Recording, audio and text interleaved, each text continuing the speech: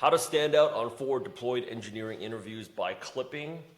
I'm going to be walking you guys through this, but if you guys have actually not gotten over to our YouTube channel yet, which is called the Forward Deployed Playbook, we actually have a lot more clips. So this is optional. This is actually optional, but you can go ahead and actually reference the shorts here. I'm going to add this at the very bottom.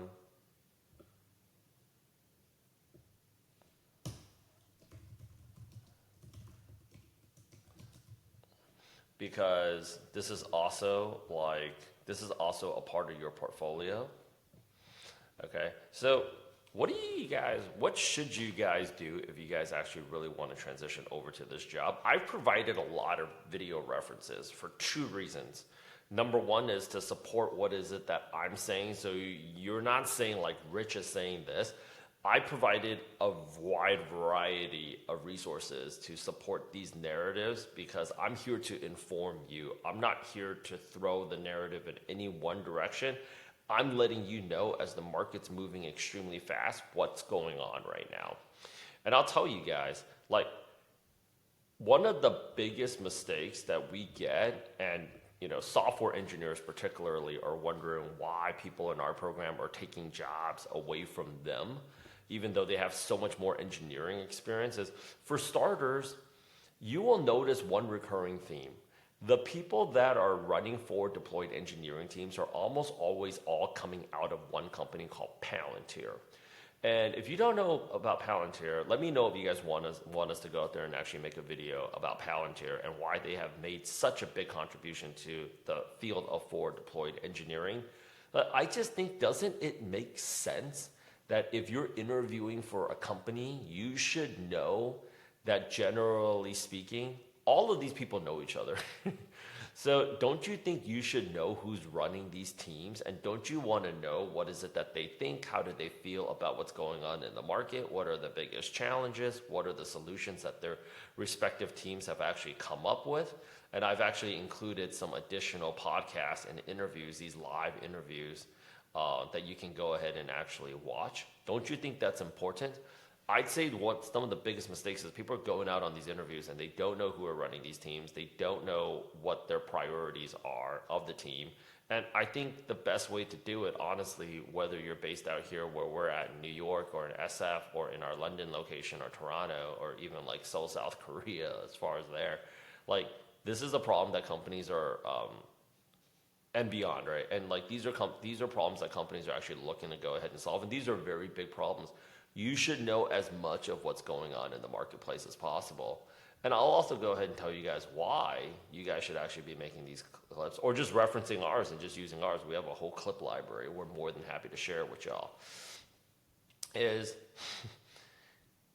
like understanding software architecture actually here, like just seeing this, like. Amazing.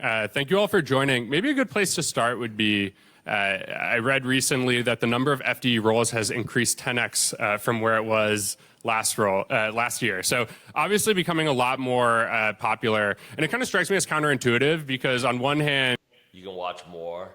Okay, so instead of me telling you, right? Oh, okay, this is actually another one that I really love. Though we do want to say yes to like every problem, we're very like excited by every problem. We have to say like no more times than we have to say yes, because there's a lot of people with interesting problems, but not every problem is going to like get to scale and to like ARR or like has a chance of doing that. So that's like sort of how we prioritize in OpenAI. Here's another great clip, which is even just being like an early stage engineer at some startups later on, you have to be really scrappy and kind of like be super generalist in the way you solve problems, like curious about all types of things, and humble at times when it's like necessary. I think another thing I was just thinking about, I don't know if we touched on this, but rotating between forward deployed engineering and what you think of as like core product engineering is really important. Even just be.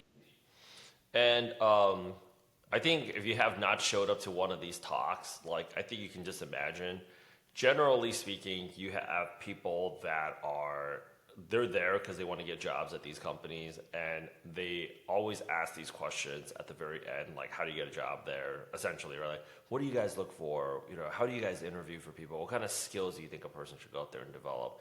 And we host a lot of these actually too here in New York and in our other locations. As you could basically see here, this was a recent meetup that we held, and you could see we actually hosted host other types of meetups and like shenanigans and like other locations as well. Honestly, a lot of times people are always asking like, well, how am I supposed to, like, how can I get in on this job if I don't have it? And they always say the same thing, which is like, be curious, don't be afraid to fail, and honestly, don't exuberate fear.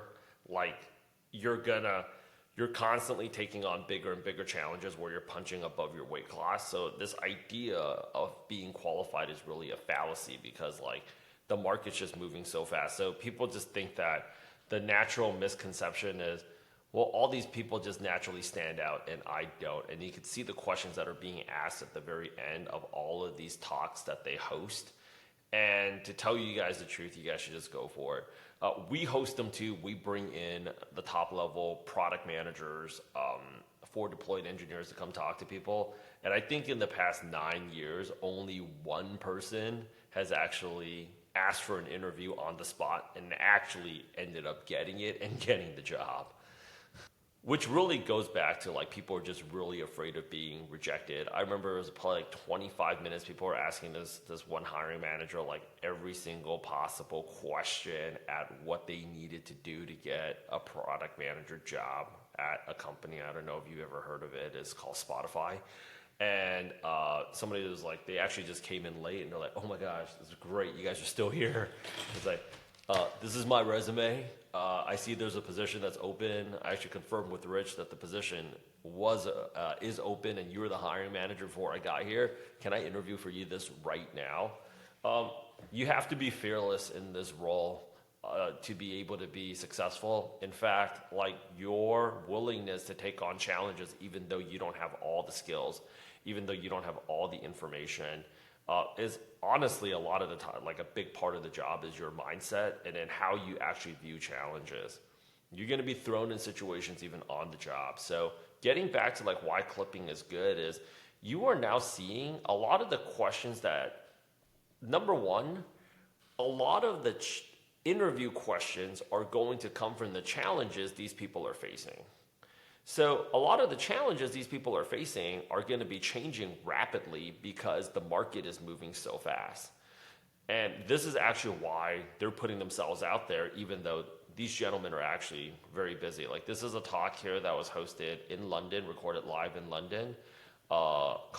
This is actually a talk that was hosted here live in New York. And Colin here is actually based apparently in the UK. I didn't even know that the guy that's running the forward deployed engineering team for OpenAI is actually in the UK.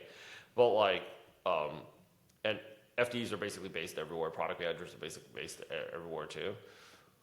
The question, they are informing you of what those challenges are. And the market's happening so fast that the job description doesn't always almost always never keeps up with what's going on in the marketplace.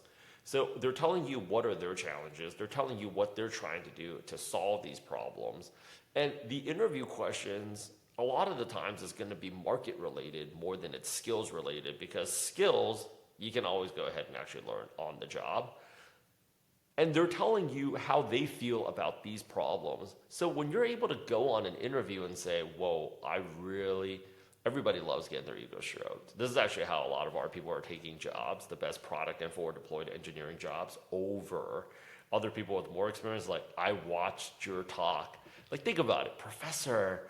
Like, oh my gosh, that really made an impact on me. Or like, I've seen people get jobs at top level companies in New York and in the Bay Area. Say, you probably don't remember this, but you were my commencement speech speaker back in class of, you were that's right.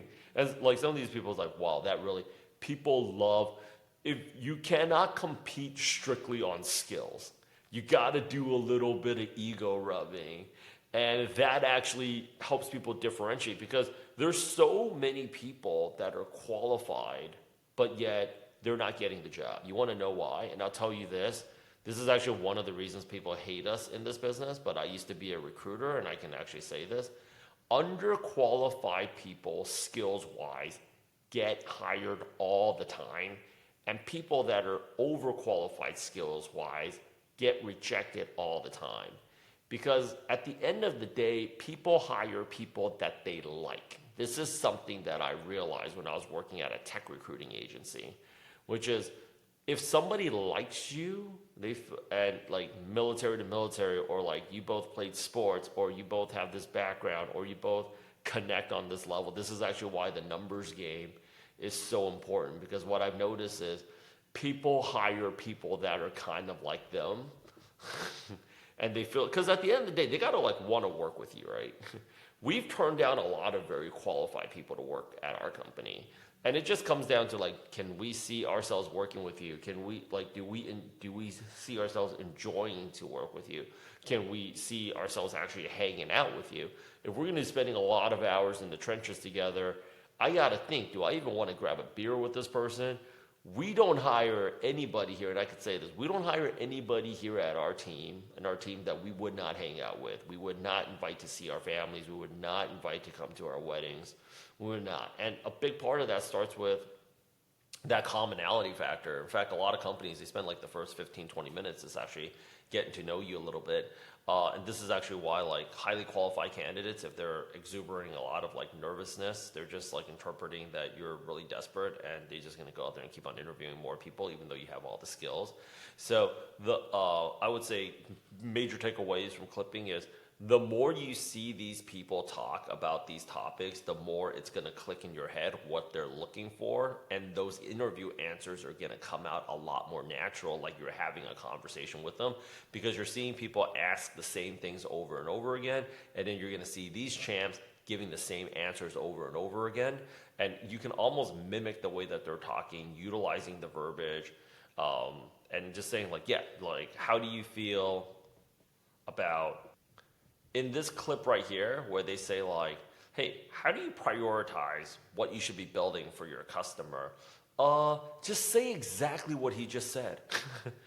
You know, sometimes like, do you tell the customer no? And I've seen people flop this interview when I was a recruiter so many times, where they're like, I would really have to weigh out, say exactly what he's saying. You know, we'd love to say yes, even if I would think it's cool, but we have to really ask ourselves two things. Like, we have to prioritize for scale, and we have to prioritize for ARR. People hear you give answers that they instinctually agree with because that's what they said. They would love it. We have close to 1 decade worth of data to prove this. You know, it helps out a lot versus like, I see a lot of people that are not even in our program. They don't even know the teams that they're interviewing with. They don't even know who's running these teams. Clipping is a way for you to go ahead and stand out, and it's also really good to go out there and actually add on your portfolio. Okay. In the next video, I'm actually going to go out there and cover a few more things for you. But hosting webinars is probably the cheat code to getting 4 deployed engineering jobs.